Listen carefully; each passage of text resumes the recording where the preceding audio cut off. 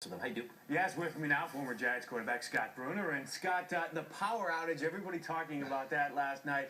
Ravens up 28-6 at the time of the third quarter. The power goes out for 34 minutes. Did the 49ers ever get back in this game if it wasn't for the power outage? No, I think they certainly could have. I think the Ravens came out. They were a little bit conservative with their offensive play calling early in the second half. You know, they had a big lead, and they just didn't want to screw it up. And as it turned out, the way that you get back into a football game is you got to create turnovers and you got to make plays on special teams. And that was the ingredients for the 49er comeback. Now, Giants fans will remember 1982, Monday Night Football. You guys are playing the Packers. You have a power outage in that game.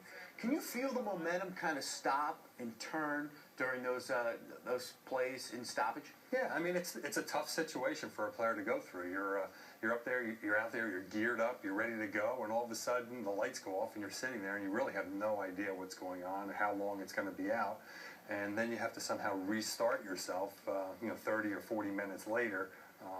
So it does take a little bit of time to get back into the game. Especially in the Super Bowl where the emotions are so high. For sure. All right, the reason I want to bring you this morning, you were the guy that helped Joe Flacco get ready for the NFL Combine. You helped him get ready for the draft coming out in 2008 out of University of Delaware. You worked with him where you coach at the Test Football Academy in New Jersey. You're his instructor. Did you ever say, hey, this guy's going to be Super Bowl MVP, and on the way to being MVP, oh, by the way, he's going to beat Peyton Manning and Tom Brady? Well, I don't think I ever said he was going to be Super Bowl MVP, but I thought he would be a special kind of player in the NFL. He had the physical talent and ability to be special. Now, to get to the next level of a Brady or a Manning or an Aaron Rodgers, that's a whole different story. And in the 5 years of his career, he's really matured in such a way where you can now include his name with that group. And he said, I think I'm an elite quarterback, one of the top 5 at the beginning of the year. I think people believe him now. Well, that's the one thing about Joe Flacco that people really don't know, because he's kind of that laid-back mentality, doesn't talk a lot, but when you get to know him, he's fiercely competitive and he's extremely confident in his ability. I was going to bring that up because a lot of people say, okay, he's dull, he's not emotional enough to be the quarterback. But doesn't that help you in a big game when you're up against the fiercest competition? Yeah, he's very smart. He doesn't come across that way maybe as like an Ivy League kind of guy, but he is very smart, great football IQ, and in the locker room and in the huddle, the guys really respect him. So he doesn't need to have that rah-rah type of mentality. He knows, and his teammates know, that he's going to get them in the right plays and in the right situations. He's going to make a play when he has to. Last week, he did upset some people with his comments regarding the Super Bowl next year at MetLife Stadium. Now, you played at the old Giants Stadium. You know what the weather can be like here. What effect, if any, do you think the weather will play in the next year's Super Bowl? Well, the main factor is the wind. You're going to get cold and wind at this time of year, obviously. It's 20 degrees outside today when I came in, and it was in the 20s all weekend. We didn't have a lot of snow, but if you get a windy, cold day, that's when it can have an impact on the field.